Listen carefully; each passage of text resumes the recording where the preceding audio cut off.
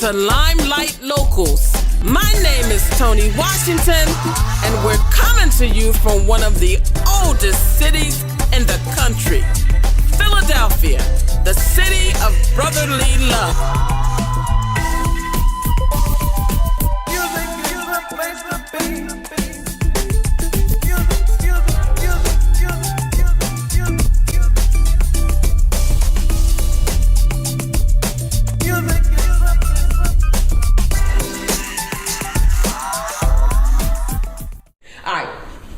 Welcome to this edition of Limelight Locals. My name is Toni Washingtin.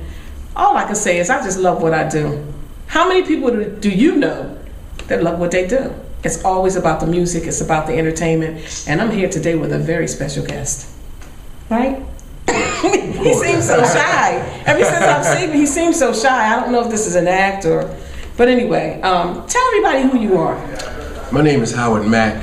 A lot of people call me Howie. But everybody calls me H for short, so I go by H Mack. Okay. And I had a CD released last year in January. It's called H Mack Getting Ready, and it's doing pretty good over in Europe, in Japan, and London. Wow. So, and Sweden. Oh my goodness. And I'm also a songwriter and producer, and I have several movies to my credit. Also, I have a couple of episodes of Young and the Restless that my music has appeared in. Some of the Walking Dead movies. I got two film. One is called Dance of the Dead, and the other is called Bong of the Dead. So wow. My music appears in those movies as well. So interesting. So yes, I'm an accomplished songwriter and producer, and I used to be a radio host. Wow. WPEB, a commercial station. It was located in Southwest Philly. Uh-huh. And I did that for about a year. And I have my own record company and publishing company. So wow. H Mack. Also, I just want to throw out my website, which is simply hmack.com, HMACK.com. Nice. So are you from Philly? Originally, I'm from Philly. I moved to Norristown in '06, mm-hmm. and I plan to move back maybe next year. But okay. I'm Philly born and bred. Nice. But currently, I'm living in Norristown. Okay. Now, so you mentioned that you're a writer. Yes. So, are you a musician? Like, do you play? I'm a bass player, and I can play a little keyboards. All right. So, you are a bass player. Yes. And you are a writer.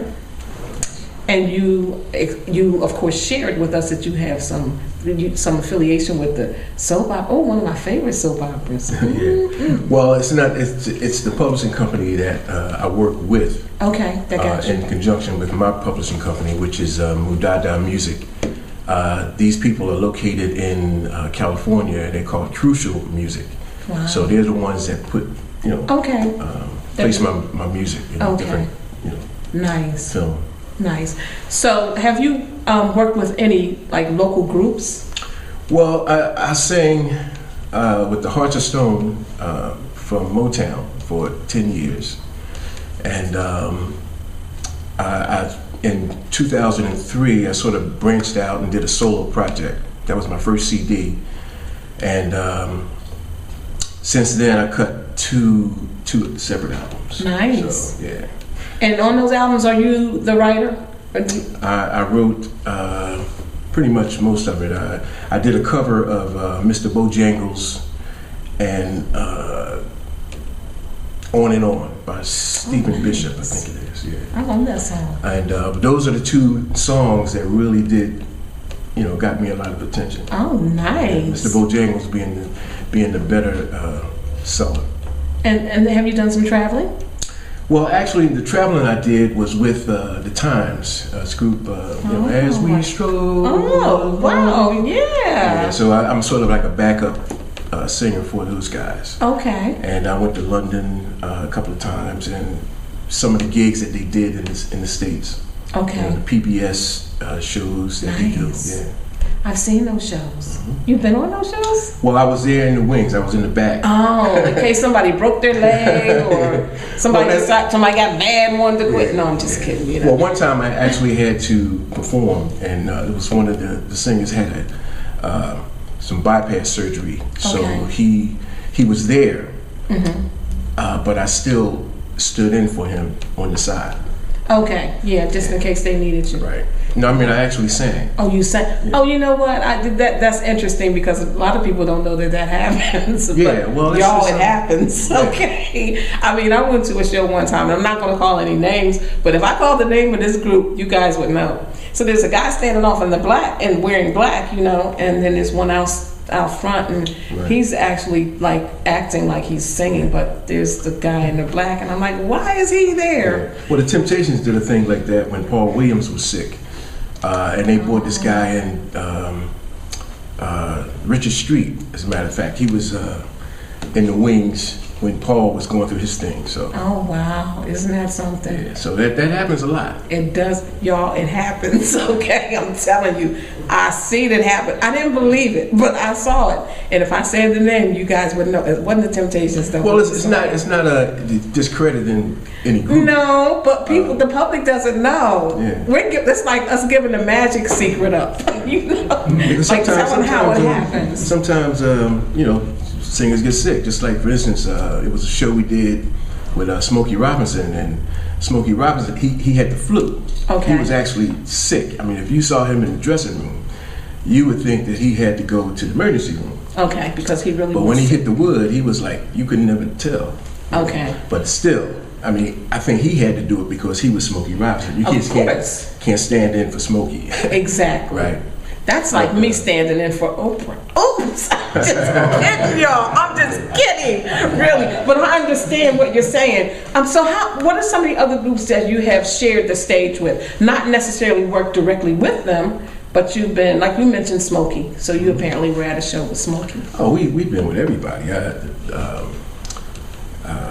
Bloodstone, Dennis Edwards and the Temptations, all the Philly groups. Nice. And I've actually played bass with some jazz players up in this guy named Phil Woods up in Chicago. So. Nice. So when did you start with the music? Like at what age around? Well, I think everybody that's in the music had that inspiration as a child. You know, it was there. And I sort of I got into mine kind of early, maybe around 10. But I really got serious about it once I went to Combs College of Music, and I was going to be a music teacher. Combs up in Mount Airy. Yeah, they went bankrupt or something. I remember. I rode past that building yesterday. Yeah. But I got serious then, and actually I went to school for my major was piano and voice, and then I switched over to bass later on in my, you know. And in fact, that's when the Delphonics had this big split up, and one of the guys, I met him, he actually we were in the same class. I forget, Randy, I think his name. Oh, Randy Kane. I knew Randy. Yeah. So actually, that's what sort of pulled me out of music school. And wow. He introduced me to these guys called the Designers. And we kicked it out for about maybe 4 years. Okay. Yeah, so. And now, were they from Philadelphia? Yeah. Nice. West Philadelphia.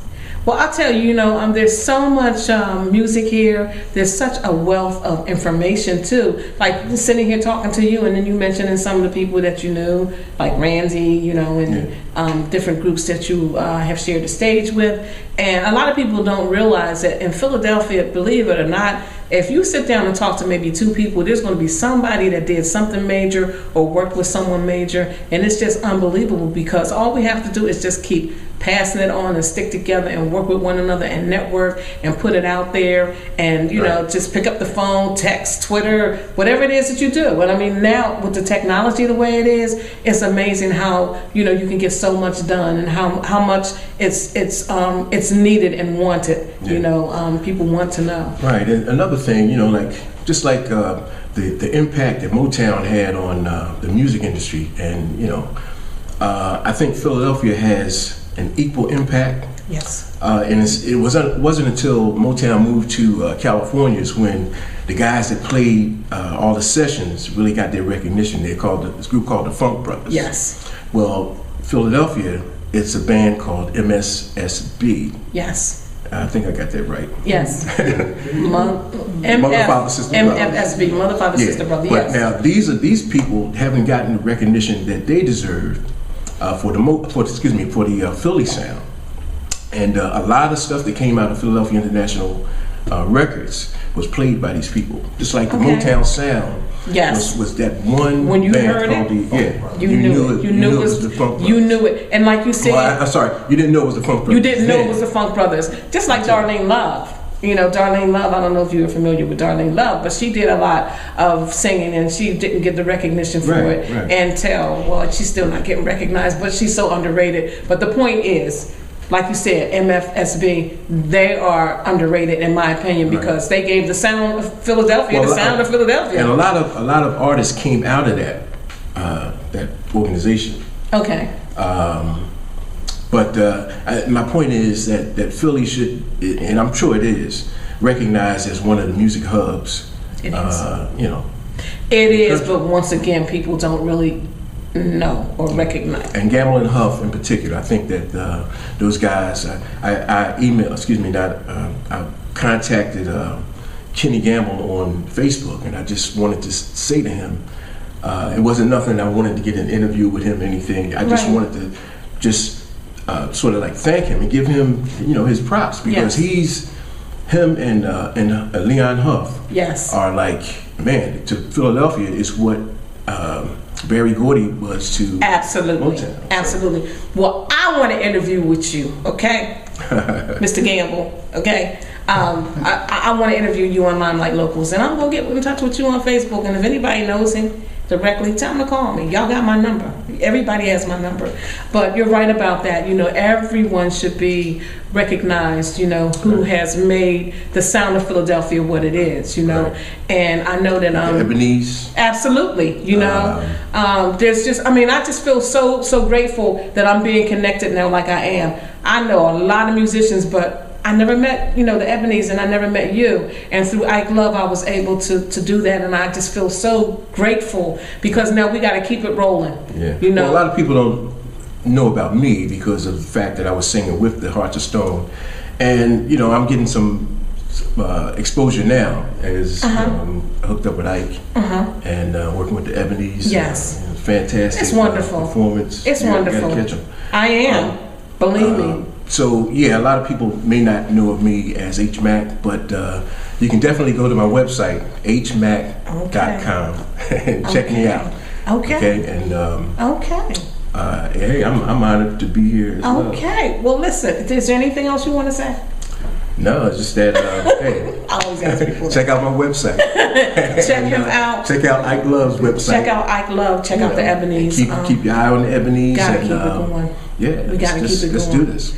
Well, that about does it for this edition of Limelight Locals. My name is Toni Washingtin. All I can say is this whole day has just been unbelievable for me. I'm interviewing the folks that I'm learning about and growing to love. Like I feel like he's my brother. Like seriously, the connection is unbelievable when you get in a room and you start talking and you start knowing different folks. But anyway, that wraps it up, y'all. I'll see y'all next time. Peace. Peace. Peace out.